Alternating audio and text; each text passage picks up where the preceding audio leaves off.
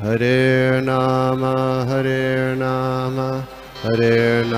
eva kevalam, kalo nasteva gatiranyata.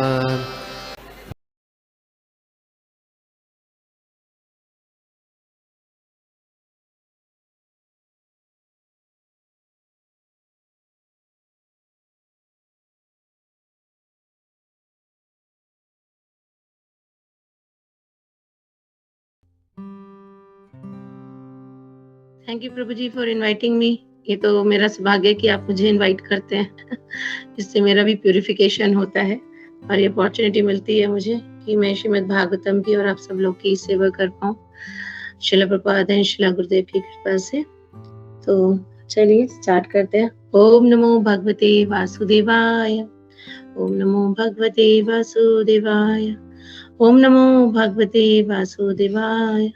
नारायणं नमस्कृत्यं नरं चैव नरोत्तमं देवीं सरस्वतीं व्यासं ततो जयमुदीरये। नष्टप्रायेषु भद्रेषु नित्यं भागवत सेवया भगवती उत्तमश्लोके भक्तिर्भवति नैष्टिकी। मुखं करोति वाचालं पङ्गुं लङ्घयति गिरिं यत्कृपातमहं वन्दे श्रीगुरुदीनतारणं परमानन्दमाधवं कृष्णचैतन्येश्वरं।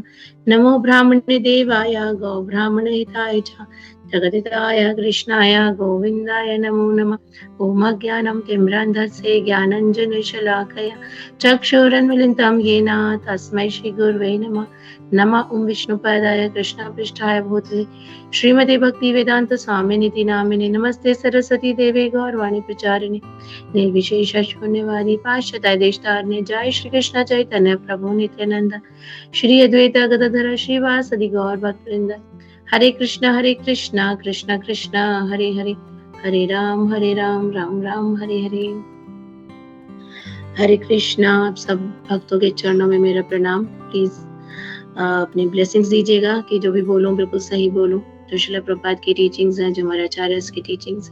हरे कृष्णा। हम पढ़ रहे श्रीमद् भागवतम कैंटो 3 चैप्टर 23 देवहूतिज लैमेंटेशन। तो जो प्रभु जी ने मुझे वर्सेस दिए हैं वो दिए हैं श्लोक का नंबर 9 and 10। तो इसमें एक श्लोक तो कर्दम मुनि बोल रहे हैं। जो श्लोक का नंबर 9 है ये कर्दम मुनि ने बोला है और जो श्लोक का 10 है वो देवहूति माँ बोल रही है। ओके, तो चलिए श्लोक का नंबर 9 पढ़ते। एवं ब्रुवानाम बल लखिल योग माया विद्या विचाक्षणम अवक्षेय गताधीरासीत् संप्रश्राय Prannoy विवलाय गिरीशाद वृदावलोका विलासाद दसित अनानः। Translation and purport is given by His Divine Grace Srila Prabhupada ki jai. Upon hearing the speaking of her husband, who excelled in knowledge of all kinds of transcendental science, innocent Devahuti was very satisfied, her smiling face shining with slightly bashful glance. She spoke in a choked voice because of great humility and love. Actually जो वर्ष number 8 तक था वो कर्दम मुनि बोल रहे थे। अब यहाँ ये जो मैत्रेय मुनि बता रहे हैं कि आगे देवहूति बोलने जाएंगी और अब जो वर्ष आएगा वर्ष नंबर 10 उसमें देवहूति माँ बोलेंगी। आपने मुझे 9 and 10 ही दिए थे ना? यस जी माता। Purport by Srila Prabhupada ki jai. It is said that if one is already engaged in Krishna consciousness and is rendering transcendental loving service to the Lord, then it can be supposed that he has finished all the recommended courses of austerity, penance, religion, sacrifice, mystic yoga, and meditation. Devuti's husband was so expert in the transcendental science that there was nothing for him to argue about. And when she heard him speak, she was confident that since he was very much advanced in devotional service, he had already surpassed all transcendental educational activities. She had no doubts about the gifts offered by her husband. She knew that he was expert in offering such gifts. When she understood that he was offering the greatest gift, she was very satisfied. She was overwhelmed with ecstatic love and therefore she could not reply. Then, with faltering language, just like an attractive wife, she spoke the following words. मैं next वाला भी पढ़ लेती हूँ. Text 10. Devahuti उवाच राध्यं बत द्विजा व्रसितात् अमोघ योगा मायादीपे त्वयि विभो तत् अवेमि भर्ता यस्ते भयादहि समया सकृत् अंगसंगो भूयाद् गर्यसि गुणा प्रशवासतीनाम्. Translation. Shri Devahuti said, My dear husband, O best of the Brahmanas, I know that you have achieved perfection and are the master of all the infallible mystic powers because you are under the protection of Yogamaya, the transcendental nature. But you once made a promise that our bodily union should now fulfill, since children are a great quality for a chaste woman who has a glorious husband. Purport Vaishnava Prabhupada ki jai. Devadi expressed her happiness by uttering the word Bata, for she knew that her husband was in highly elevated transcendental position and was under the shelter of Yogamaya. As stated in Bhagavad Gita, those who are great soul, Mahatmas, are not under the control of material energy. The Supreme Lord has two energies, material and spiritual. The living entities are marginal energy. As marginal energy, a person may be under the control of the material energy or the spiritual energy. Kadamuni was a great soul, and therefore he was under the spiritual energy, which means that he was directly connected with the Supreme Lord. The symptom of this is Krishna consciousness, constant engagement in devotional service. This was known to Devahuti, yet she was anxious to have a son by bodily union with the sage. She reminded her husband of his promise to her parents. I will remain only until the time of Devahuti's pregnancy. She reminded him that for a chaste woman to have a child by a great personality is most glorious. She wanted to be pregnant and she prayed for that. The word Stri means expansion. By bodily union of the husband and wife, their qualities are expanded. Children born of good parents are expansion of the parents' personal qualifications. Both Kadama Muni and Devhuti were spiritually enlightened. Therefore, she desired from the beginning that first she be pregnant and then she be empowered with the achievement of God's grace and love of God.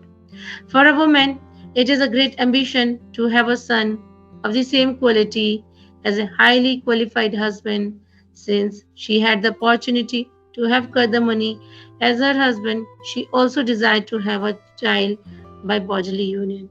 Om Agyanam Timirandhasya Gyananjana Shalakaya Chakshuranmilitam Yena Tasmai Shri Gurve Namaha. हरे कृष्णा.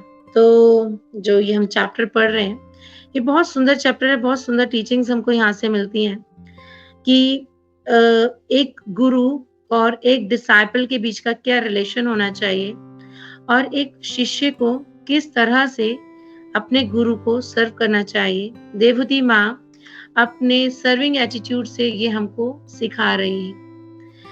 तो कर्दम मुनि जो ब्रह्मा जी के ही पुत्र हैं, उनकी shadow से ही आए हैं, बहुत बड़े योगी हैं. 10,000 ईयर्स तक उन्होंने तपस्या करी, क्योंकि सतयुग का टाइम था. सतयुग के अंदर एज ड्यूरेशन बहुत ज्यादा होता है, तो वहां इतना लंबा ड्यूरेशन तपस्या में निकाला जा सकता है. तो 10,000 ईयर्स तक उन्होंने तपस्या करी. भगवान उनके सामने प्रकट होते हैं और वो भगवान से क्या मांगते हैं कि मुझको एक उचित स्त्री से विवाह करना है. भगवान उनकी डिजायर फुलफिल करते हैं और उनको बोलते हैं कि बहुत ही जल्दी आपके पास स्वयंभव मनु आएंगे, जो खुद ब्रह्मा जी के ही पुत्र हैं, मनु एंड शत्रुपा, और अपनी पुत्री का हाथ लेकर आपके पास आएंगे देवहूति, और वो आप उनसे विवाह करिएगा. ऐसा ही होता है. स्वयंभव मनु अपनी पुत्री देवहूति के साथ आते हैं. स्वयंभव मनु जो पूरे पृथ्वी के राजा हैं, मानव जाति वहीं से ही आई है, क्योंकि स्वयंभव मनु के जो 5 बच्चे थे, देवहूति, आकुति, प्रसूति, उत्तानपादन, प्रियव्रत, इन्हीं से ही आगे सारा जितनी भी मानव जाति है वो आई है। तो देवहूति जो इतने बड़े किंग की डॉटर है, वो आई हैं और स्वयंभव मनु बोलते हैं कर्दम मुनि से कि आप मेरी बेटी को स्वीकार कीजिए। और देवहूति माँ को कोई भी ऑब्जेक्शन नहीं है। हालांकि वो इतने बड़े राजघराने में पली बड़ी हैं, और कर्दम मुनि के पास तो कुछ भी नहीं था।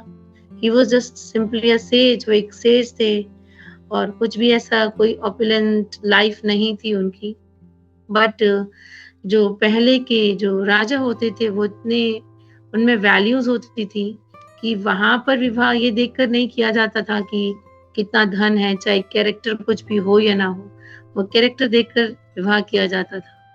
तो एक ऋषि थे, तो ये सबसे बड़ी बात थी। और देवहूति माँ ने भी बहुत हैप्पीली एक्सेप्ट किया। उनको भी कोई दुख नहीं था कि मेरे पिताजी मेरा विवाह किससे कर रहे हैं, मैं यहाँ पे कैसे रहूंगी। नहीं, उनको भी बहुत प्रसन्नता थी कि मुझे एक ऐसे जो पुरुष है वो पति के रूप में मिले, जिन्होंने अपना जीवन भगवान की सेवा में लगा रखा है। तब कर्दम मुनि ने कहा उनसे कि मैं यहाँ पर तब तक रहूंगा जब तक देवहूति प्रेग्नेंट नहीं होगी।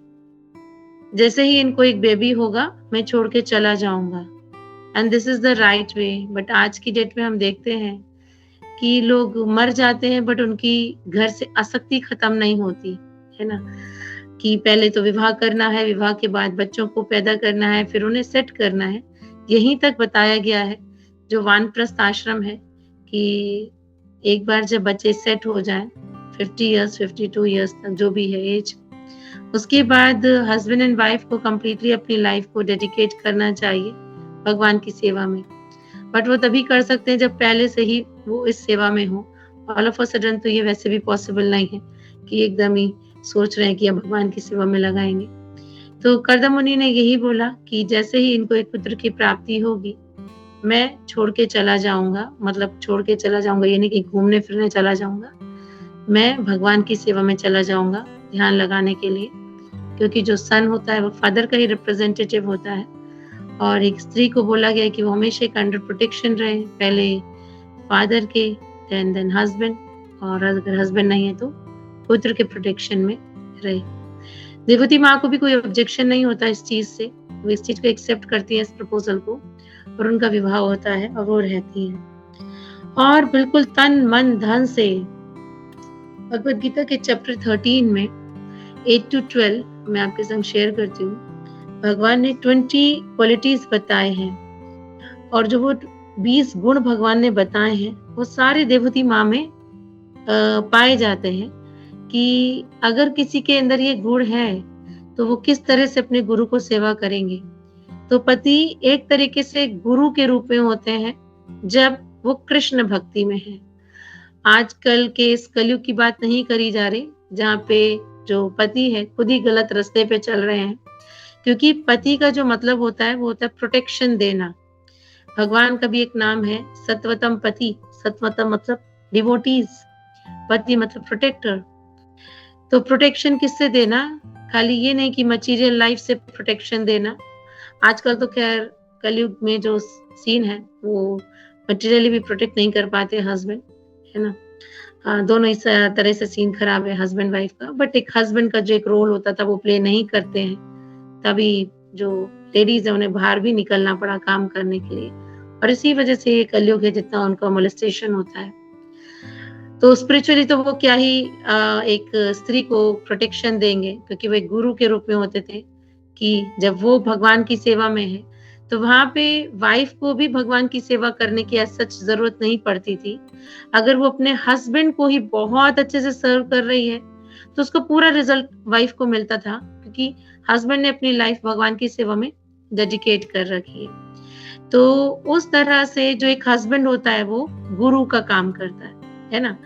तो आजकल कई लोग जो ऑथोराइज सोर्सेस से भागवतम नहीं पढ़ते हैं, और कहीं से उन्होंने देवहूति और कर्दम मुनि के बारे में सुन लिया, और वो ये सुन लेते हैं कि देवहूति किस तरह से कर्दम मुनि को अपने हस्बैंड को सर्व करती थी, तो ये कोट कर दिया जाता है वाइफ्स पर कि देखो कर्दम मुनि को देवहूति कैसे सर्व करती थी, तो तुम्हें भी देवहूति बनना चाहिए। तो तुम्हें भी तो करदम बनना चाहिए ना। हस्बैंड को भी तो करदम बने तो वाइफ भी देवहूति बनी जाएगी। हस्बैंड तो करदम ना बने, वाइफ देवहूति बन जाए। बट फिर भी अगर जो डिवोटी वाइफ्स हैं, मैं देखती हूँ क्योंकि मैं लेडीज की क्लासेस लेती हूँ जो बहुत अच्छे से प्रैक्टिस कर रही हैं। हस्बैंड भले ही करदम नहीं है, बट रियली वो ट्राई करती हैं कि वो देवहूति बनने की, वो मतलब देवहूति तो हम नहीं बन सकते, देवहूति माँ तो नहीं बन सकते, बस still they try their best कि एटलीस्ट जितना वो कर सकती हैं अपने हस्बैंड को स्पिरिचुअली कैसे भी एनलाइटन कर सके, या कैसे भी उनको हेल्प कर सके। ऑल्दो वो ड्रंकर्ड हैं, उनका एक्स्ट्रा मैरिटल अफेयर्स चल रहे हैं, बट कैसे भी कि प्रसादम खिला के घर का माहौल इस तरह से बनाकर वो अपने बेस्ट एफर्ट्स डाल रही हैं, है ना। और उसके बाद भी वो टोन सुनती हैं अपने हस्बैंड से कि तुम क्या कर रही हो। तो हमने तो ऐसा सुना है, कभी कहीं से सुन लिया उड़ता उड़ता, तो उन्हें ये नहीं पता कि करदम मुनि कैसे थे, है ना। और आप तो ऐसे हो भी नहीं, तब भी वाइफ कितना अच्छे से रोल प्ले कर रही है। तो बहुत सुंदर रोल दिखाया गया है करदम मुनि का, और बहुत सुंदर चैप्टर है जहाँ पे हमें गुरु और डिसाइपल की किस तरह से हस्बैंड गुरु का रोल प्ले करता है, और एक वाइफ फिर किस तरह से होनी चाहिए जो देवहूति माँ का कैरेक्टर दिखाया गया है। तो मैं आपके संग वो भागवत गीता का श्लोक शेयर करती हूँ, वो तो मेरे पास हिंदी में है। बहुत सुंदर भगवान ने वहां पे क्वालिटीज बताए हैं। आगे आप लोगों की स्क्रीन पर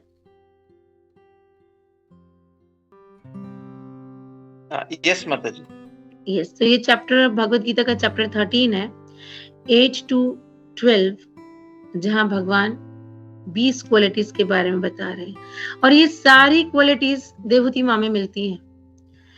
भगवान ने बोला कि जो मेरा ज्ञान है, मतलब एक्चुअली भगवान जो उसमें समझा रहे थे, मैं उस पे तो नहीं जा रही, नहीं तो क्लास लैंदी हो जाएगी। मतलब यहाँ जो भगवान ने गुण बताए हैं कि एक भक्त के अंदर किस तरह से गुण होने चाहिए, तभी वो मेरे बारे में मुझको समझ सकता है या गुरु की वो सेवा कर सकता है।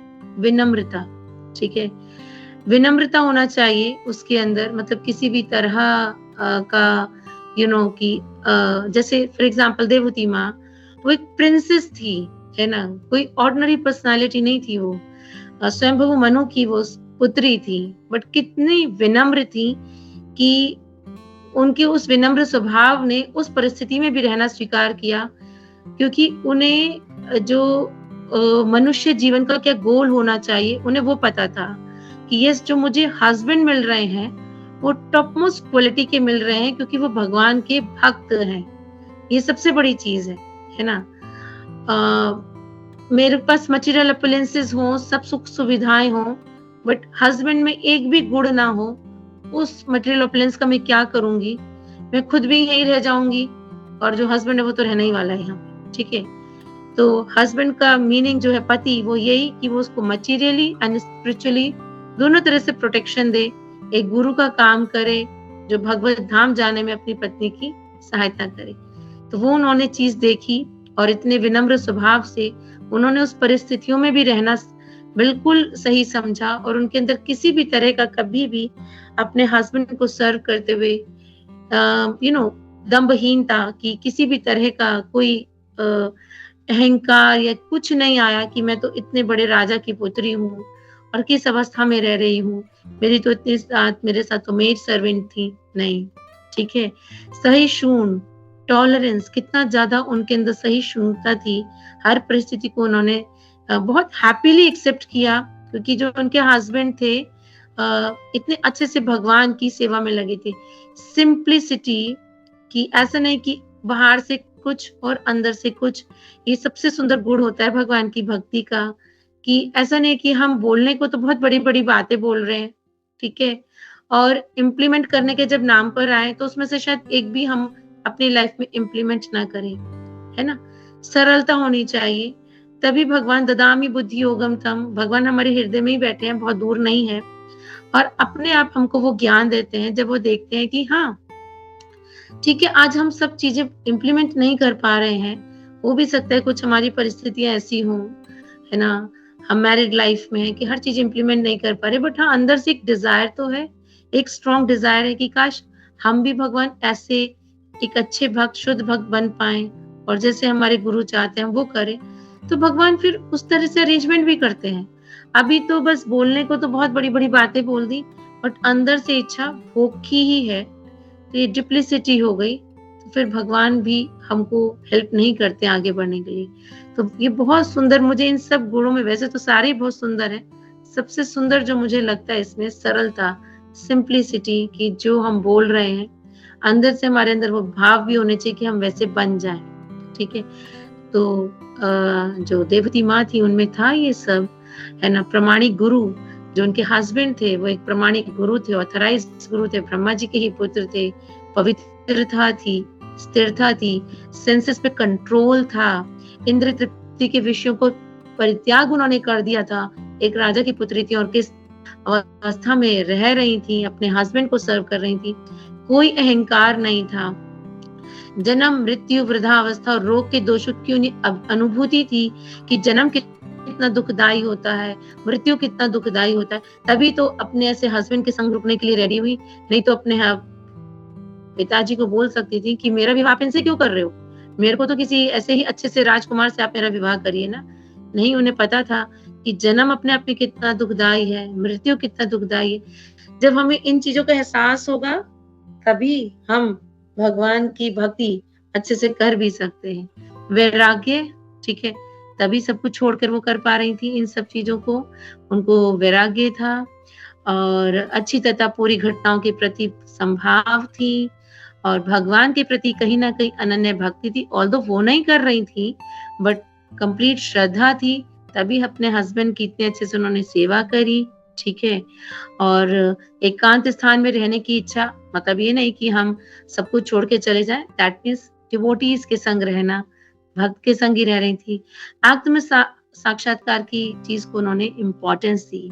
तो हम देखें तो सारे ही गुण जो है देवहूति माँ के अंदर पाए जाते हैं और इसी वजह से वो इतने सुंदर तरीके से जो अपने हस्बैंड को सेल्फलेसली, बिना किसी एटीट्यूड के, अपनी हेल्थ को बिना, मतलब अपने ऊपर बिना ध्यान दिए कि मैं कैसी लग रही हूँ, मैं दिखने में कैसी लग रही हूँ, मेरी हेल्थ कहाँ जा रही है, नहीं, बस अपने हस्बैंड को सर्व किए जा रही थी।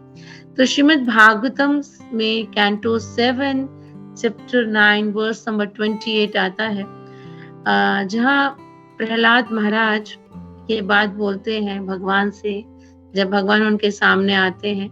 क्योंकि प्रहलाद महाराज को भी अगर हम देखें तो, या देखिए अगर हम हिस्ट्री में जाएं तो ध्रुव महाराज को हम देखते हैं कि विद इन 6 months उन्होंने, भगवान उनके सामने आके उपस्थित हो गए थे। छोटे से बच्चे थे ध्रुव महाराज, कोई बहुत बड़ी पर्सनालिटी वो नहीं थे वो, और एक मटीरियल डिजायर के साथ आए थे। तब भी उनकी भक्ति से प्रसन्न होकर भगवान उनके सामने आ गए। क्यों? क्योंकि उन्होंने जो तपस्या करी थी विम्सिकली नहीं करी थी कि जो मेरा मन चाह रहा है। जो नारद मुनि ने उन्हें बोला एज इट इज किया उन्होंने, exactly, no if and no but, कोई एडिशन नहीं, कोई सब्ट्रैक्शन नहीं, एज इट इज उन्होंने नारद मुनि को फॉलो किया था। और उसी का रीजन था कि 6 महीने के अंदर भगवान उनके सामने खड़े हुए थे। हम प्रहलाद महाराज को देखते हैं।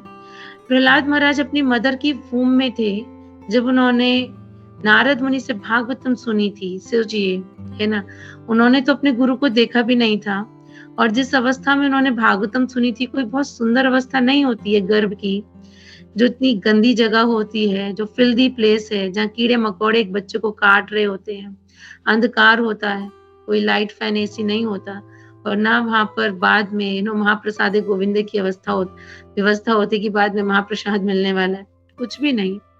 उस अवस्था में, और वो अपने गुरु को भी नहीं देख पा रहे थे, ठीक है, अंदर थे अंधकार में, और गुरु से उन्होंने श्रीमद् भागवतम सुनी, और देखिए कितनी अनन्य भक्ति थी उनके अंदर, कितनी श्रद्धा थी।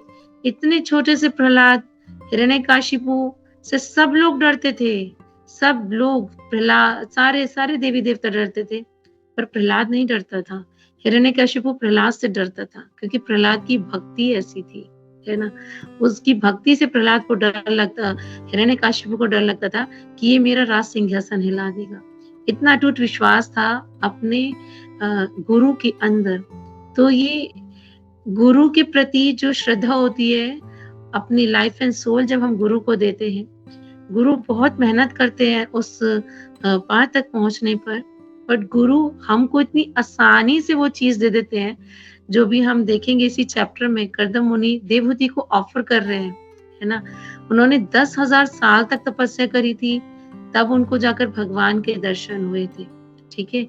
और कर्दम मुनि ने बहुत इजीली इतना तपस्या देवहूति माँ ने नहीं करी थी कर्दम मुनि को सर्व करने में, बट उन्होंने जो भी सेवा करी थी बहुत सेल्फलेसली करी थी। और कर्दम मुनि ने क्या दिया उन्हें, देखिए, स्वयं भगवान उनके यहाँ आ गए, क्योंकि देवहूति माँ ने इतने सुंदर तरीके से कर्दम मुनि को सर्व किया था कि उन्हें जो लाइफ का, जो ह्यूमन लाइफ का जो हाईएस्ट परफेक्शन होता है, भगवत प्रेम, वो तो मिला ही, साथ ही भगवान ही खुद उनके पुत्र बन के चले आए।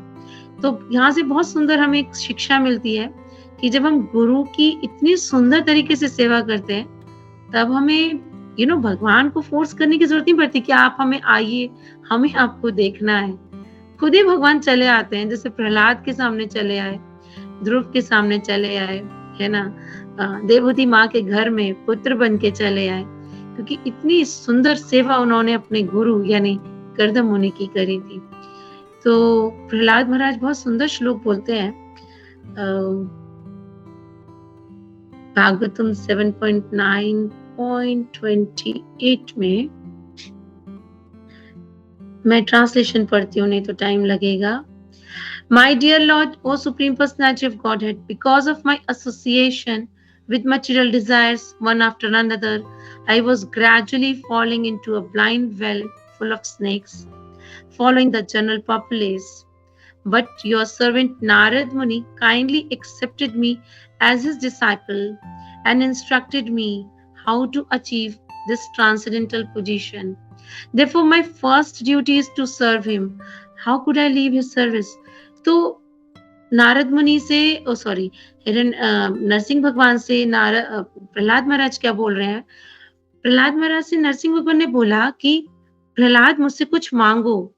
तो वो कहते भगवान, मैंने आपको सर्व किया है, मैंने आपसे प्रेम किया है, मैंने कोई बिजनेस डीलिंग्स नहीं करी है कि अगर मैंने आपकी भक्ति करी है तो मैं आपसे कुछ मांगू, या कोई बिजनेस डीलिंग्स नहीं चल रही थी। तो नरसिंह भगवान कहते नहीं पुत्र, मांगो, मेरा स्वभाव है देने का, तुम मांगोगे तो मुझे बहुत अच्छा लगेगा, कुछ तो मांगो। तब फिर प्रहलाद अपने फादर हिरण्यकशिपु के लिए बोलते कि प्लीज आप इन्हें फ्री कर दीजिएगा। तो ये प्रहलाद थे जिनको उनके फादर ने इतना कष्ट पहुंचाया, तभी प्रहलाद के मन में कोई इल फीलिंग्स नहीं थी। एंड देन प्रहलाद बोलते हैं, क्योंकि ये प्रहलाद की एक्चुअली प्रेयर्स चल रही हैं इस चैप्टर में, बहुत सुंदर प्रेयर्स हैं प्रहलाद महाराज की। तब प्रहलाद ने बोला कि मैंने तो अपने गुरु को भी नहीं देखा, तो प्लीज आप मुझे ब्लेस करिए, आज उनकी वजह से ही मैं आपकी भक्ति कर पाया। तो ये मेरी पहली ड्यूटी है कि मैं उनकी भक्ति करूं, पहले मैं उनको सर्व करूं, है ना। मैं आपको कैसे सर्व कर पाऊंगा ढंग से अगर मैं अपने गुरु को ही सर्व नहीं करूंगा, तो मैं उनकी सर्विस नहीं छोड़ सकता हूँ। देखिए क्या बोला उन्होंने कि मेरे अंदर तो बहुत भौतिक इच्छाएं थी, है ना, और उसी वजह से मैं इस भौतिक जगत के अंदर आया, ठीक है, जो एक ब्लाइंड वेल है, एक अंधे कुएं की तरह है, गिर गए तो गिर गए, ठीक है। अब इसमें कोई बाहर खड़ा है, वही हमें खींच सकता है, और वो कौन है? गुरु, जो इस भौतिक जगत के परे होते हैं, तीनों गुणों के परे होते हैं, तो वही अपने शिष्य को बाहर खींचते हैं। अब वो कैसे खींचे? उन्होंने तो रोप दे दी और वो इंस्ट्रक्शंस दे रहे हैं बाहर खड़े होकर कि आप ऐसे ऐसे पकड़ो और मैं खड़ा हूँ, पकड़ पकड़ के ऊपर आ जाओ। अगर उनकी instruction as it is follow करेंगे तो डेफिनेटली इस ब्लाइंड वेल से बाहर निकलेंगे। बट हमको अपना चलाने की बहुत आदत है ना, अपनी बुद्धि ज्यादा यूज करते हैं, हम अपना इफ एंड बट लगाते हैं, तो फिर कैसे? फिर तो गिरेंगे उस कुएं में जब प्रॉपर इंस्ट्रक्शंस फॉलो नहीं करेंगे।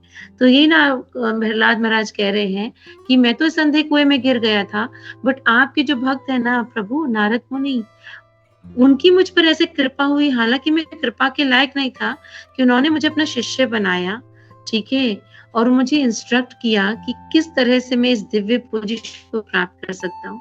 तो मेरे लिए जो फर्स्ट ड्यूटी है वो है उनको सर्व करना।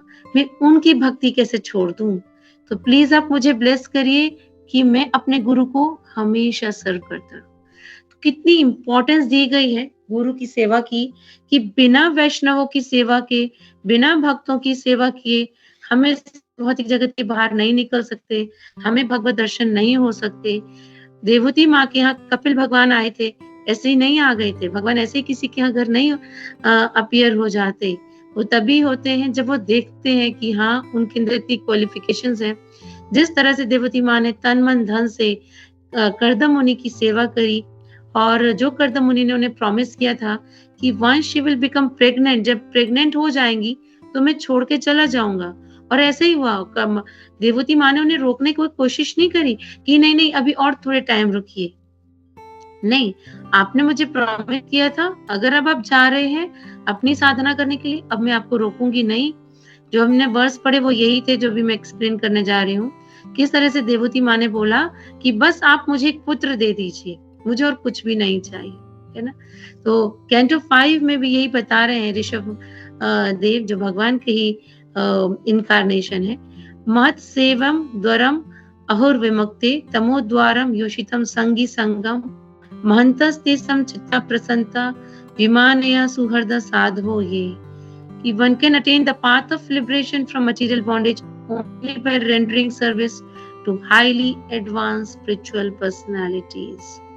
अगर हमें इस भौतिक जगत के बाहर निकलना है तो सिर्फ एक ही तरीका है कि हम उनको सर्व करें जिन्होंने अपना जीवन, पूरा जीवन भगवान की सेवा में लगा दिया। और उनकी सेवा वो जो है वो ये नहीं कि वो अपने हाथ पैर दबाने के लिए हमसे कह रहे हैं, हमसे कुछ और बोल रहे हैं। उनकी सेवा का मतलब ही यही होता है कि जो उनकी इंस्ट्रक्शंस हैं एज इट इज फॉलो करें। हो सकता है कि आज कुछ इंस्ट्रक्शंस हम उनकी नहीं फॉलो कर पा रहे हों, कुछ हमारी फैमिली रिस्ट्रिक्शंस हो सकती है, कुछ भी हो सकता है, ऐसा बात नहीं है, ठीक है, सब फैमिली लाइफ में है। बट हाँ, अंदर से तो एक हमारी इच्छा है कि भगवान प्लीज एक दिन ऐसा आ जाए कि हम एज इट इज गुरु की सारी इंस्ट्रक्शंस फॉलो करें। फिर भी पूरी कोशिश करना चाहिए। जो एटलीस्ट 4 रेगुलेटिव प्रिंसिपल्स हैं कि no onion garlic, no tea and coffee, no intoxication, no illicit sex, इनको तो एज इट इज फॉलो करने का जितना हम बेस्ट कोशिश कर सकते हैं हमें करना ही चाहिए। तो जितना हम गुरु की इंस्ट्रक्शंस को फॉलो करने की कोशिश करेंगे और अंदर से एक स्ट्रॉन्ग डिजायर होगी, उतना मर्सी भी मिलेगी भगवान की। सब जगह देखिए भगवान ही बोल रहे हैं, ऋषभ देव बोल रहे हैं कि जब हम ऐसे भक्तों की सेवा करते हैं तभी हम इस भौतिक जगत से बाहर निकलते हैं। अभी हमने चैप्टर 13 में भी पढ़ा, भगवान ने क्या बोला था? सरलता, है ना, नो डिप्लिसिटी, सरल, कि मन के अंदर जो है वही ऊपर। ये नहीं बोलने के लिए बहुत बड़ी बड़ी बातें, बट अंदर से कुछ भी करेंगे, जो हमारा मन करेगा हम करेंगे। किसी को ज्ञान देने का नाम आएगा तो खूब बड़ी बड़ी बातें हम बोलने के लिए बैठ जाएंगे। तो अगर ऐसा हम कर रहे हैं तो जिसको हम ज्ञान दे रहे हैं उसकी कॉन्शियसनेस पर 1% भी असर नहीं पड़ने वाला, क्योंकि हमारे मन के भाव ही शुद्ध नहीं है। जो हम बोलते हैं वही निकलता है, मन में जो होता है। जब हमारे मन में ही इतनी भौतिक इच्छाएं हैं तो फिर हम अगर किसी को कितने भी बड़े बड़े भगवत ज्ञान पिला दें और अपने जीवन में हम उन्हें इम्प्लीमेंट भी नहीं करना चाहते हैं तो उसकी चेतना पर 1% असर नहीं पड़ेगा। एक कैंटो 4 में बहुत सुंदर वर्ष आता है, तभी ये बोला जाता है कि हमें सिर्फ भक्तों के से ही मुख से सुनना चाहिए, भक्तों के मुख से, ठीक है। क्यों? क्योंकि उनके अंदर कोई मटेरियल डिजायर्स नहीं होती, उनके मन के अंदर सिर्फ भगवान को सर्व करने की इच्छा होती है। तो जब वो बोल रहे होते हैं तो उनके मन के भाव, यानी उनके मन के अंदर जो भगवान को सर्व करने की इच्छाएं हैं वही उनके शब्दों के थ्रू हम तक आ रही होती है और हमारी कॉन्शियसनेस पे फर्क पड़ता है। बहुत सुंदर वर्स है वो कैंटो 4 का। तो आज के जो हमने वर्स पढ़े एक्चुअली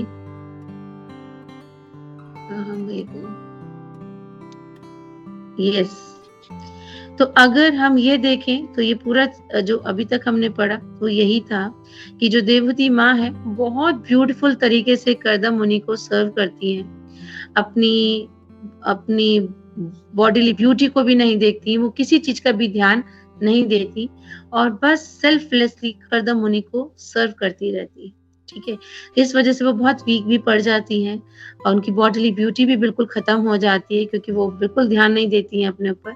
सारा ध्यान वो कर्दम मुनि पर दे रही हैं एक भक्त पे कि मैं भक्त को कैसे सर्व करूँ।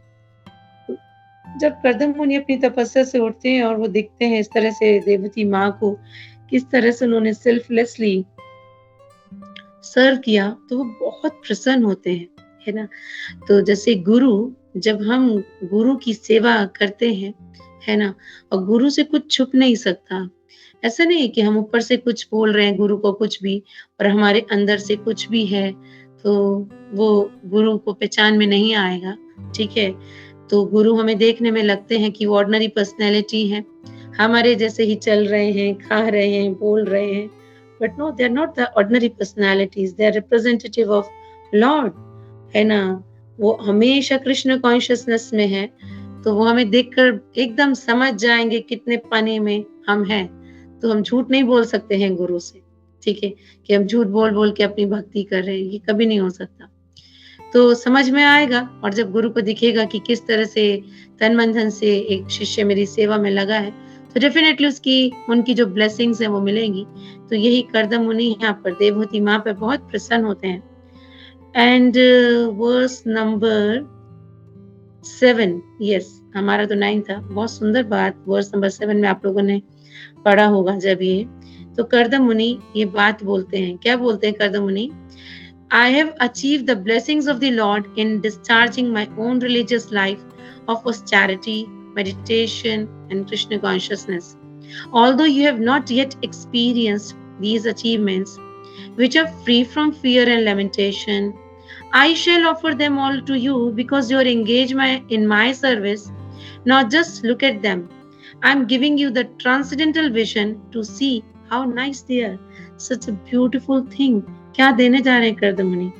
कर्दम मुनि कह रहे हैं कि मैंने जो अपनी तपस्या से जो मुझको मिला है, जो मैंने ऑस्टेरिटी करी, जो मैंने ध्यान किया, जो मैंने कृष्ण भक्ति करी, ठीक है? मैंने तप, ध्यान तथा कृष्ण भक्ति का अपना धार्मिक जीवन बिताते हुए भगवान का जो भी आशीर्वाद प्राप्त किया है, ठीक है? यद्यपि तुम्हें भय तथा शोक से रहित इन उपलब्धियों का अभी तक अनुभव नहीं है, किंतु जो सबसे सुंदर लाइन है वो ये है, बट किंतु इन सबों को मैं तुम्हें प्रदान करूंगा। जितना सब कुछ कर्दम मुनि को मिला, उन्होंने इतनी तपस्या करी, वो एक झटके में ये सब कुछ किसको देने वाले हैं? देवहूति माँ को देने वाले हैं। कि तुम्हें इस चीज का एक्सपीरियंस नहीं है क्योंकि तुमने भक्ति नहीं करी है, बट क्योंकि तुमने मुझको सर्व किया है बिना किसी मटेरियल मोटिव के, है ना? जो भागवतम का एसेंस है वो क्या है? 1.2.6 सावे पुंस परो धर्मो ये तो भक्ति अधोक्षजे आतु की अप्रतिहता ये यात्मा सुप्रसिद्धि। तो भगवान क्या बोल रहे हैं कि ये तो भक्ति अधोक्षजे, कि जो मनुष्य का परम धर्म है वो क्या है? अधोक्षज की भक्ति करना। बट हम भगवान, अधोक्षज मतलब भगवान जो भौतिक इंद्रियों के परे हैं, बट भगवान की भक्ति कैसे करेंगे डायरेक्टली? उसके लिए तो भक्त चाहिए, यानी भक्त की भक्ति करनी है। भक्त की भक्ति का मतलब क्या है? यानी जो भगवान के शुद्ध भक्त हैं उनकी इंस्ट्रक्शंस को एज इट इज फॉलो करना है। और कैसे करना है? अहातु की अप्रतिहता। अहातु की मतलब होता है विदाउट एनी मटेरियल मोटिव। पीछे ये मोटिव नहीं होना चाहिए कि भगवान हम आपकी भक्ति कर रहे हैं ना, प्लीज ऐसा कर देना, भगवान ये भक्ति कर रहे हैं। नहीं, अगर ऐसी भक्ति करेंगे एंड अप्रतिहता, अनब्रोकन होना चाहिए। ऐसे नहीं एक दिन तो कर रहे हैं, एक दिन नहीं कर रहे हैं, एक दिन किया, एक दिन नहीं किया, अरे आज छोड़ दो, चलो अरे आज क्या करेंगे हियरिंग करके, आज क्या करेंगे रीडिंग करके, हो गई 2 दिन हमने बहुत हियरिंग करा, 2 दिन हमने बहुत रीडिंग करा, हमने 2 दिन 16 माला किया था, आज छोड़ देते हैं, कल कर लेंगे। नहीं, ऐसे नहीं। कोई भी परिस्थिति हो, कितनी भी कठिन परिस्थिति हो, कि नहीं हम तो इतने अच्छे से भक्ति कर रहे थे, हमारी लाइफ में तो इतना प्रॉब्लम आ गया, हम नहीं करेंगे, अब छोड़ो भक्ति। ये भक्ति नहीं होती। एक्चुअली भक्ति की तो टेस्टिंग ही जब होती है कि जब हमारी लाइफ में डिफिकल्ट सिचुएशंस आए, तब हमारी कितनी श्रद्धा मेंटेन्ड है भगवान की भक्ति में कि यस कुछ भी हो गुरु का हाथ नहीं छोड़ेंगे। तब भगवान ने कहा था ययात्मा सुप्रसिद्ध थी, तब हमको रियल आनंद मिलता है, क्योंकि हमारी आत्मा को आनंद ही जब मिलता है तब हम भगवान की भक्ति करते हैं। यही सेम चीज यहाँ पर जो है कर्दम मुनि कह रहे हैं कि तुमने इन चीजों को एक्सपीरियंस ही नहीं करा कि इनका austerity, meditation and Krishna consciousness का, जो क्या है, भय से मुक्त करा देती हैं, शोक से मुक्त करा देती हैं। बट क्योंकि तुमने अपने आप को मेरी सेवा में लगाया, कैसे? आहतुकी एंड अप्रतिहता, ठीक है। आहतुकी यानी बिना किसी मोटिव के, ठीक है, कोई मोटिव नहीं था तुम्हारा, तुम्हें बस मेरे को सर्व करना था एज ए हस्बैंड। यस, मुझे इतने अच्छे हस्बैंड मिले हैं, ये भगवान की भक्ति में है, और जो मैंने conditions at the time of marriage तुम्हारे सामने रखी, तुमने उसको भी हैप्पीली एक्सेप्ट किया, कुछ नहीं बोला, ठीक है। तुमने मुझे सर्व किया, और ऐसा नहीं कि एक दिन बड़े अच्छे से किया, दूसरे दिन नहीं किया, नहीं। आहतुकी अप्रतिहता, वैसे ही किया जैसे भगवान को हमें करना है, बट वो गुरु के माध्यम से तो करेंगे। जब हम गुरु कैसे करेंगे, तभी तो यही आत्मा सुप्रसिद्धि होगा। श्लोक तो भगवान के लिए है, बट भगवान तक पहुंचेंगे कैसे? वो गुरु के थ्रू। तभी उन्होंने कहा कि मैं तुम्हें सब कुछ दूंगा, आई एम गिविंग यू, मैं तुम्हें दिव्य दृष्टि प्रदान कर रहा हूँ, जिससे तुम देख सको कि वे कितनी सुंदर है। सोचिए, सारी चीजें कर्दम मुनि एक झटके में देवहूति माँ को दे रहे हैं। क्यों? क्योंकि देवहूति माँ ने एज ए गुड डिसाइपल अपने गुरु की इतनी सुंदर सेवा करी थी।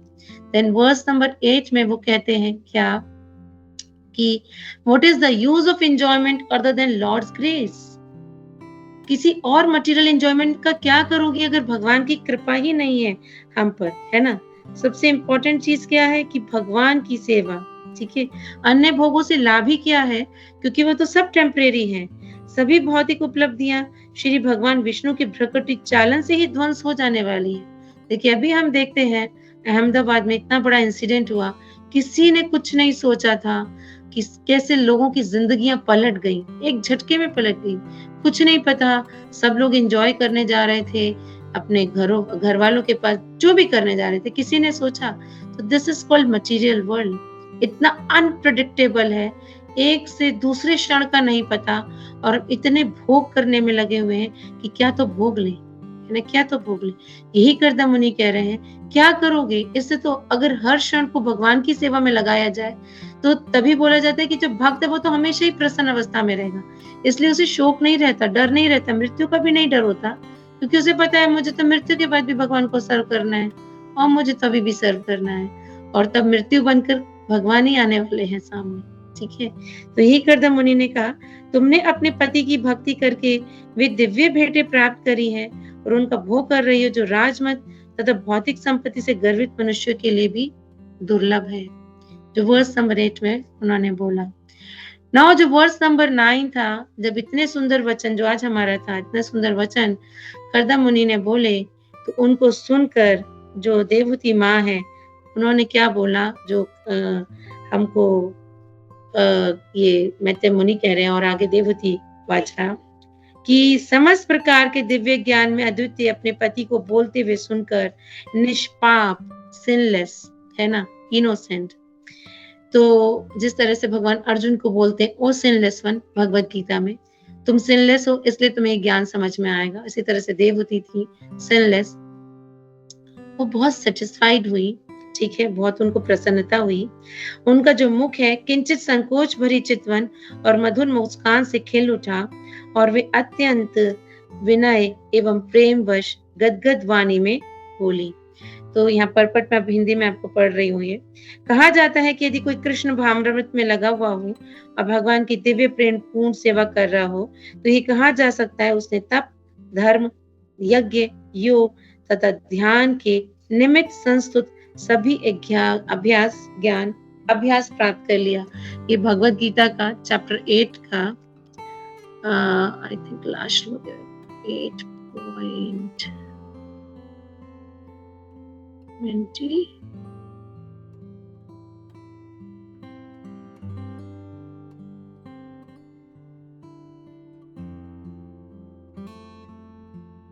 यस 8.28 जब भगवान बोल रहे हैं, वेदेषु यज्ञेषु तपोषु चैव दानेषु यत् पुण्य फलम प्रदिष्टम अत्येति तत्सर्वमिदं विदित्वा योगी परम स्थानमुपेति चाद्यम। A person who accepts the path of devotional service is not bereft of the results derived from the studying the Vedas, performing sacrifices, undergoing austerities, giving charity, pursuing philosophical and fruitive activities. जो भगवान की भक्ति में लगा है, ठीक है, उनको इन सब चीजों का फल मिलता है। वेदास पढ़ने का, वैसे भी भगवान की भक्ति कर रहे हैं तो बिना शास्त्रों के तो नहीं कर रहे होंगे। देखिए हम गीता भागवतम पढ़ रहे हैं, ठीक है। परफॉर्मिंग सेक्रीफाइसेस, जो लोग इतना बड़ा बड़ा तप करते हैं, तो 16 माला करना ये सबसे बड़ा तप होता है, सबसे बड़ा तप है ना। सबसे बड़ी तपस्या 16 माला करना, 4 रेगुलेटिव प्रिंसिपल्स को फॉलो करना, जो यज्ञ है ये सबसे बड़ा यज्ञ है, संकीर्तन यज्ञ जो हम करते हैं। देन अंडरगोइंग ऑस्टेरिटीज, जो 4 रेगुलेटिव प्रिंसिपल्स हम भगवान के लिए कितना चीजों को छोड़ते हैं। गिविंग चैरिटी, जो भी कुछ हम दान देते हैं भगवान के लिए देना चाहिए हमें। जो लोग पुण्य वुण्य करते हैं उनको जो इन सबका फल मिलता है, और सबसे सुंदर फल मिलता है, भगवान की प्रेम भक्ति मिलती है। और बाकी लोग जो करते हैं, जो भगवान की भक्ति में रहकर ये सब कुछ नहीं कर रहे हैं, वो सब कुछ कर रहे हैं बट फिर भी भगवान की प्रेम भक्ति नहीं मिल रही। यही श्रील प्रभुपाद ने इसमें लिखा कि उन्हें तप, धर्म, यज्ञ, योग, ध्यान के निमित्त संस्कृत सभी अभ्यास प्राप्त कर लिया। देवहूति का पति दिव्य ज्ञान में इतना दक्ष था कि उसके विषय में तर्क करने की आवश्यकता ही नहीं रह गई। अतः जब उसने उन्हें बोलते हुए सुना तो उसे विश्वास हो गया कि वे समस्त दिव्य विद्याओं में प्रवीण हो चुके हैं। उसे अपने पति द्वारा प्रदत्त भेंट पर कोई संदेह नहीं था।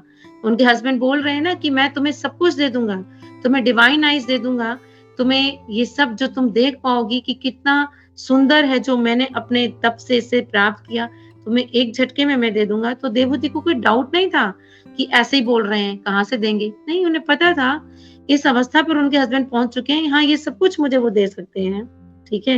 वो बहुत प्रसन्न हो गई थी, वे प्रेम भाव से अभिभूत हो गई।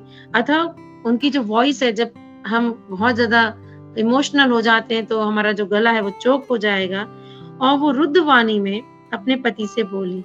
अब जो उन्होंने अपने हस्बैंड से बोला, तो एक्चुअली उन्होंने अपने जो हस्बैंड से बोला था, और उनके हस्बैंड बोल रहे हैं कि मैं तुम्हें सब कुछ दे दूंगा, है ना, जो मेरे को प्राप्त हुआ।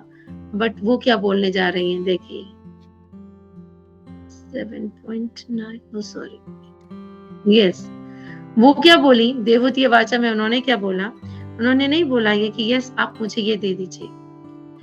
अब किसी को सुनने में लगेगा देखो कैसी थी देवहूति, उनके हस्बैंड बोल रहे हैं कि मैं तुम्हें सब कुछ ये दे सकता हूँ जो भगवान ने मुझे दिया, जो मुझे कृष्णा कॉन्शियसनेस से मिला। बट देवहूति क्या बोलती है, वो आप मुझे ना बाद में दे दीजिएगा, मुझे पता है आप मुझे दे सकते हो, बट अभी मुझे क्या चाहिए, अभी मुझे एक पुत्र चाहिए। आपने मुझसे प्रॉमिस किया था, आपने मेरे पेरेंट्स को ये प्रॉमिस किया था कि आप मुझको संतान दोगे, और मुझे ये संतान चाहिए। अब यहाँ पे बहुत सुंदर पॉइंट आता है, देखिए ये यहाँ पर जो संतान मांग रही थी देवहूति माँ, अपनी इंद्रिय तृप्ति के लिए नहीं मांग रही थी। अगर आज की परिस्थितियां देखी जाएं तो जनरली जो संतानों की उत्पत्ति होती है वो अपनी इंद्रिय तृप्ति के लिए की जाती है। माँ बाप के अंदर गुण नहीं होते और ये कार्य करते हैं, तभी बच्चे भी ऐसे ही उत्पन्न होते हैं। फिर माँ बाप उनसे बहुत कुछ एक्सपेक्ट करते हैं। तो अगर हम ये भागवतम पढ़े तो हमें समझना चाहिए ये कितनी बड़ी रिस्पॉन्सिबिलिटी है। पहले हमारे अंदर वो क्वालिटीज तो हो कि हाँ हम माँ बाप बनने के लायक भी हैं। खुद में कोई गुण नहीं होते हम लोगों के अंदर, सिर्फ अपनी इंद्रिय तृप्ति करने के लिए संतान उत्पत्ति करते हैं। और देख रहे हैं हम, देखिए सोसाइटी के अंदर ऐसे ही बच्चों ने कितना हैवॉक क्रिएट कर रखा है ना। वो अपने घर के लिए बोझ बनते हैं, घर के लिए बोझ नहीं बनते, वो पूरी कम्युनिटी के लिए बोझ बनते हैं, दुनिया भर के अपराध करते हुए घूमते हैं। इसमें सारी रिस्पॉन्सिबिलिटी पेरेंट्स की होती है। कुछ लोग ऐसे बोलते हैं कि एक बच्चा अपने पेट से सीख कर नहीं आता, अपने माँ के पेट से सीख कर नहीं आता, वो वहीं से सीख कर आता है, इवन उससे पहले से ही सीख कर आ जाता है, क्योंकि जिस कॉन्शियसनेस में ये एक्ट किया जाता है वैसे ही सोल एंटर करती है अंदर, ठीक है। और उसके बाद भी जो लेडी है वो प्रेग्नेंट हुई, उसने कोई अच्छा कार्य नहीं करा, उसने कोई भक्ति भावना नहीं करी, तो क्या एक्सपेक्ट किया जा सकता है कि वो बच्चा जो अंदर है वो क्या अच्छा सीखेगा। वो जो बाहर देख रहा है, जो उसकी परिस्थितियां चल रही हैं, वही बच्चे पे सारा इम्पैक्ट पड़ता है और वही बच्चा सीख के बाहर निकलता है और फिर सोसाइटी में हैवॉक क्रिएट करता है, डल माइंडेड आता है, लेजी आता है। द रीजन इज उस बच्चे की अंदर जो ग्रूमिंग थी वो हुई नहीं सुंदर तरीके से। यहाँ पर जो देवहूति माँ बोल रही हैं कि प्लीज आप मुझे ये मत दीजिए। उन्होंने क्या बोला कि मैं जानती हूँ you are under the protection of Yog Maya, आप महात्मा हो, जो भगवान भगवत गीता के चैप्टर 9 वर्स नंबर 13 में बोल रहे हैं, महात्मनस्तु मम पार्थ देवीं प्रकृतिम आश्रितम।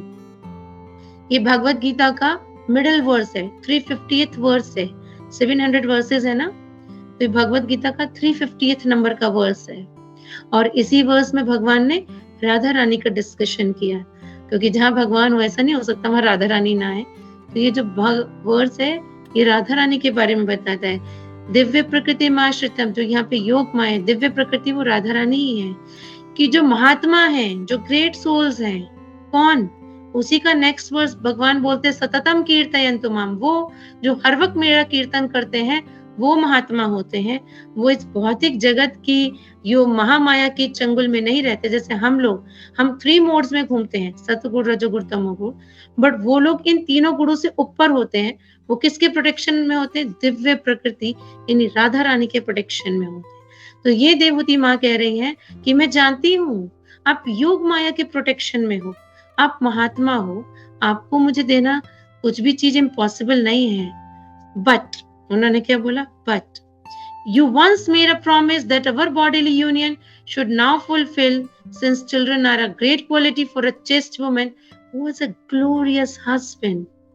क्या बोला कि आपने मुझे प्रॉमिस किया था कि आप मुझे संतान दोगे, और एक स्त्री के लिए जो एक चेस्ट वाइफ है उसके लिए इससे बड़े सौभाग्य की बात नहीं होती, जिसका हस्बैंड इतना ग्लोरियस है वो उससे एक संतान की उत्पत्ति करे, क्योंकि वो संतान जो होगी उतनी ही ग्लोरियस होगी, उतने ही गुणों से भरी हुई होगी।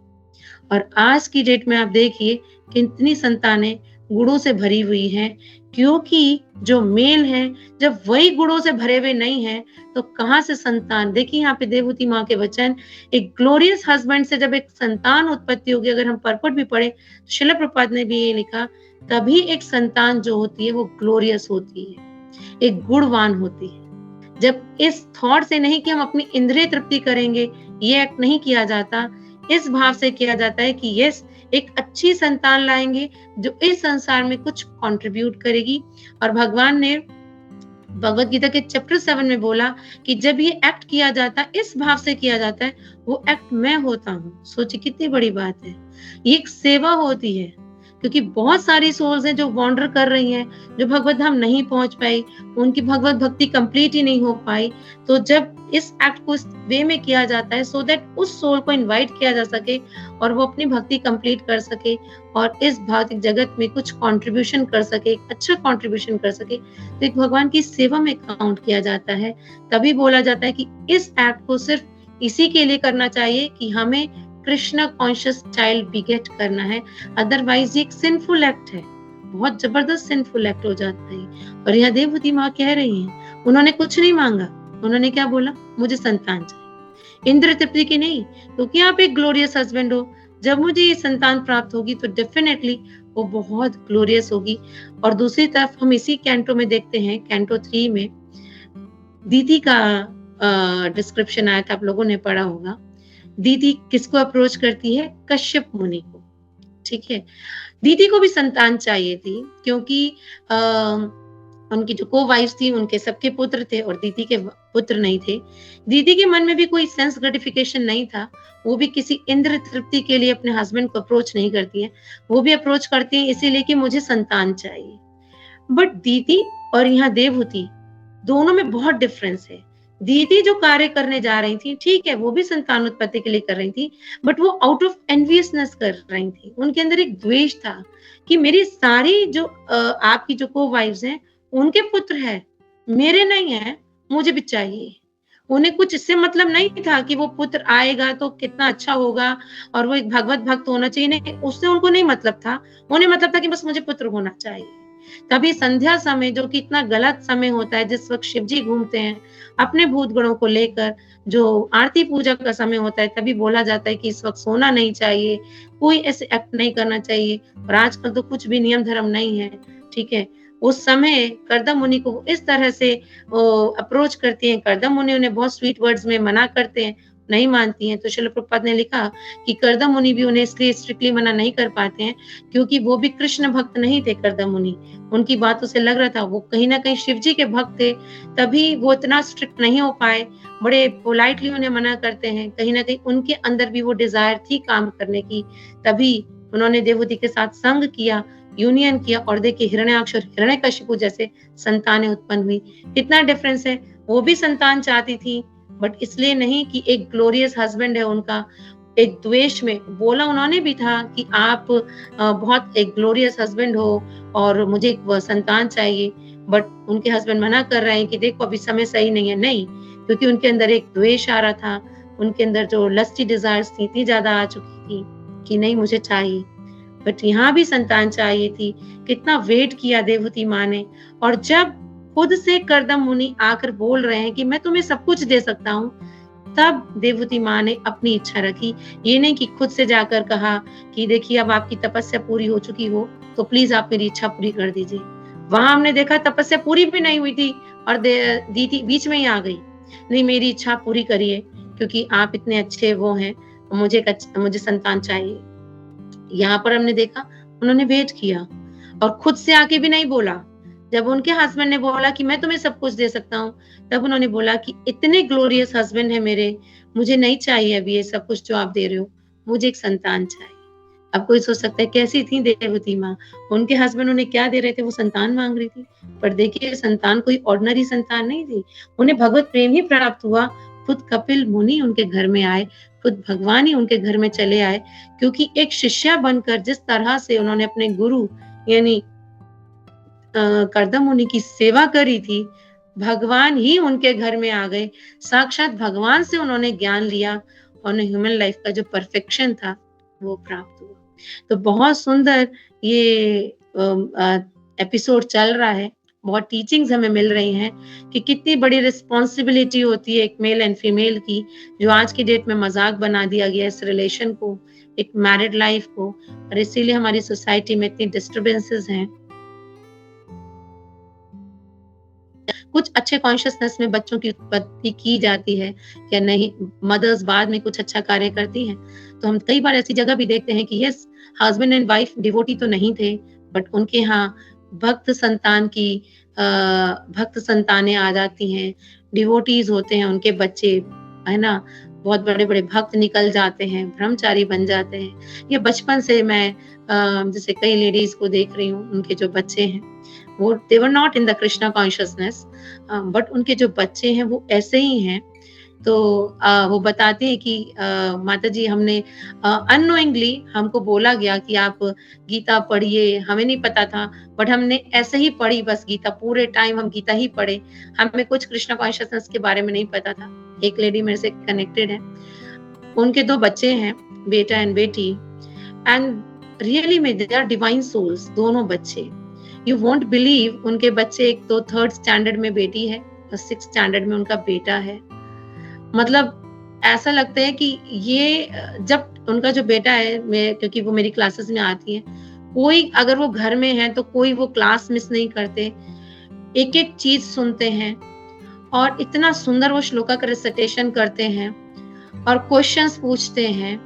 कुछ और उनका इंटरेस्ट ही नहीं है, या तो वो पढ़ेंगे या ये काम करेंगे। तो मैंने एक दिन उनसे पूछा कि तुमने किया क्या था, क्योंकि उन्हीं की वजह से वो भक्ति में आई हैं। मैंने कहा तुमने क्या किया था, तुम भक्त तो नहीं थे दोनों हस्बैंड वाइफ।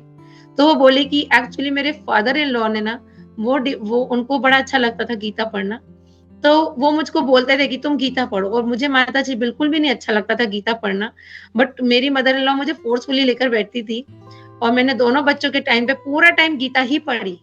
मैंने कहा देखो तुम्हारे बच्चे कितने सुंदर है, देखिए वो काम उस एक्ट था इस कॉन्शियसनेस में नहीं किया गया था, बट कहीं ना कहीं हस्बैंड वाइफ स्पिरिचुअल भी होंगे, बहुत ही सिंपल है दोनों हस्बैंड वाइफ भी, राम भक्त है उनके जो हस्बैंड है वैसे तो, और बच्चे देखिए कैसे हुए, दोनों इतने अच्छे डिवोटी की बॉन्ड डिवोटीज हैं दोनों बच्चे। मतलब उनको सभी ये बोलते हैं कि तो पता नहीं क्या निकलेंगे बड़े, पर रियली में निकलेंगे, वो लगता ही है कि they are divine souls, ordinary बच्चे ही नहीं है। तो कितना जबरदस्त कंट्रीब्यूशन होता है, और यही इधर उधर की मूवीज ये सब कुछ कर रहे हैं या कुछ कर रहे हैं। और ऐसी एक और मैं किसी को जानती हूँ कि जब व्हेन शी वाज प्रेग्नेंट, है ना, वो लेडी भी अपने आप में बहुत स्पिरिचुअल लेडी, नो डाउट, कोई कृष्णा कॉन्शियसनेस में नहीं थे, बट बहुत simple and spiritual lady. But when she was pregnant, तो कुछ नहीं पता था, उनकी नेबरहुड में एक लेडी थी जो सत्यनारायण का व्रत रखती थी, और जब भी वो भगवान को भोग लगाती थी, कुछ एप्पल या जो भी करती थी, वो इनको दे देती थी खाने को, ठीक है?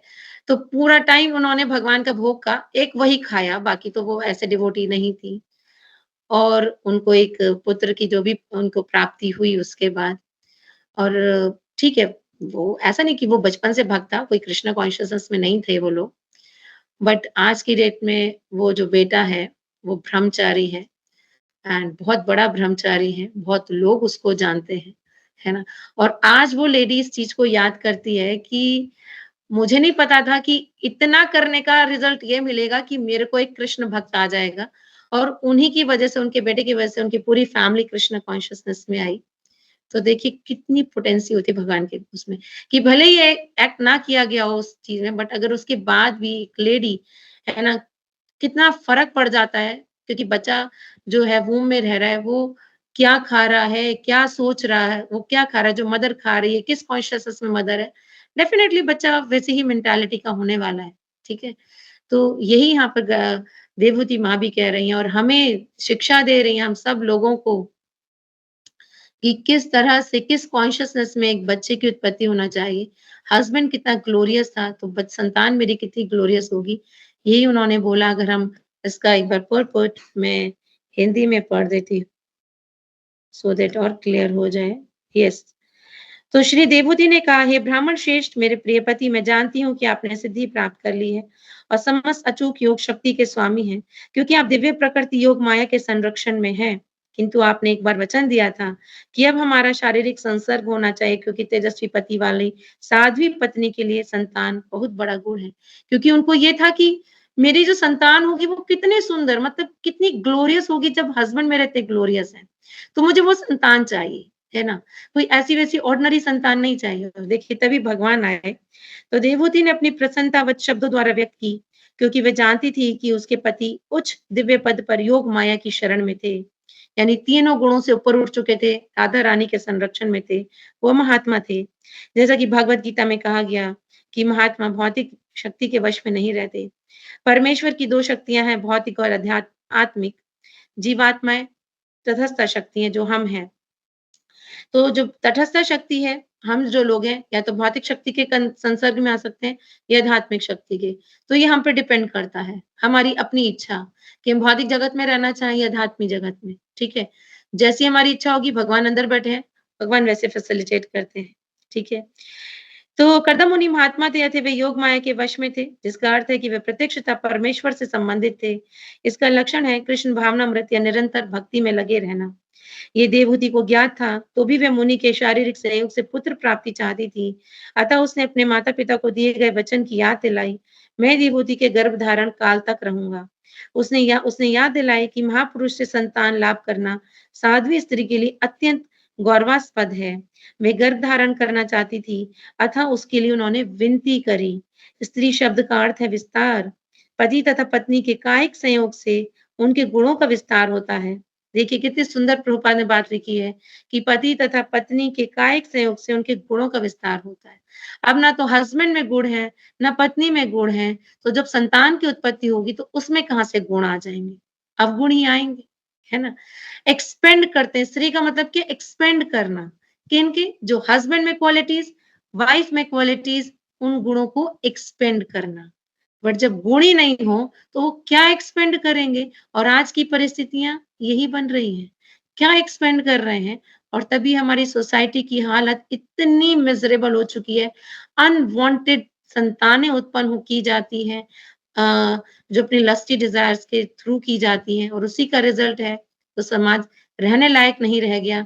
वो तो शुक्र मनाइए कि भगवान आ गए, शिला प्रभुपाद आ गए, भक्ति चल रही है, तो कुछ लोग आज ऐसे भी हैं जो मैंने आपको बताया, है ना?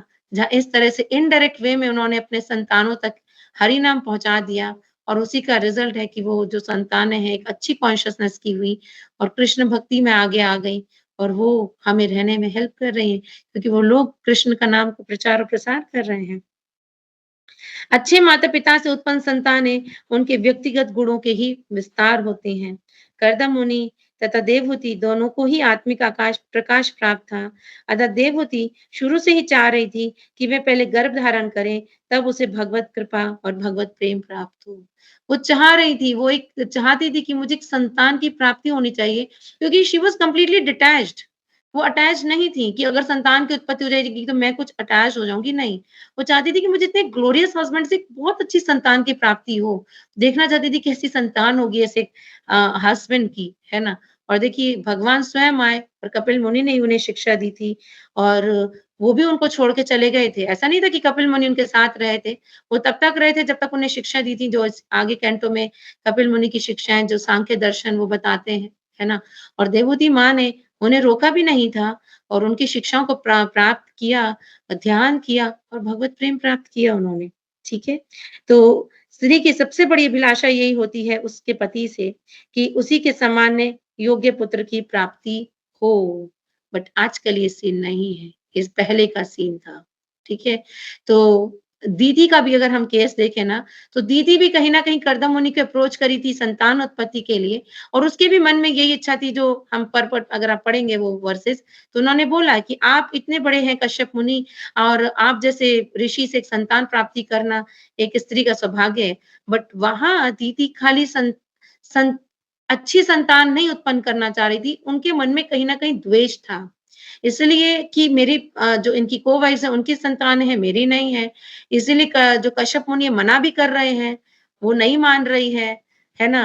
तो इसी वजह से ऐसी संतान है और आजकल तक तो एक हिरण्याक्ष, हिरण्यकाशिपु था, एक रावण था। आजकल तो घर-घर में हर कोई रावण, हर कोई हिरण्याक्ष है ना? तभी भगवान हरे कृष्ण महामंत्र हमें देकर गए। बस निकलने की देरी है, छोटी-छोटी बातों पे लोग मर्डर करते हैं, गलत-गलत काम। हर व्यक्ति के अंदर हिरण्याक्ष और हिरण्यकाशिपु छिप रहा है, क्योंकि ऐसी ही भावनाओं से संतानों की उत्पत्ति की गई है और उसके बाद भी उनमें कोई अच्छे गुण नहीं डाले गए, कोई अच्छी चीज़ें नहीं देखी गई। तो चूँकि उसे पति रूप में कर्दम मुनि प्राप्त थे, अतः वह संभोग द्वारा पुत्र के लिए इच्छुक थी। तो यहाँ पर देवहूति माँ ने पुत्र प्राप्ति करने की इच्छा प्रकट करी, हालाँकि कर्दम मुनि उन्हें कुछ और ही देना चाहते थे, बट उसको उन्होंने मना किया और उन्होंने पुत्र की प्राप्ति की इच्छा करी।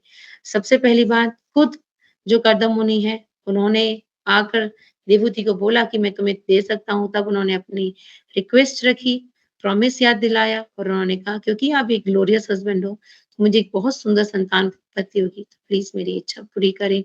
तो यहाँ से जो हम 2-3 सुंदर-सुंदर टीचिंग्स देते हैं ये कि किस तरह से गुरु को अपने सॉरी शिष्य को गुरु को सर्व करना चाहिए, ठीक है?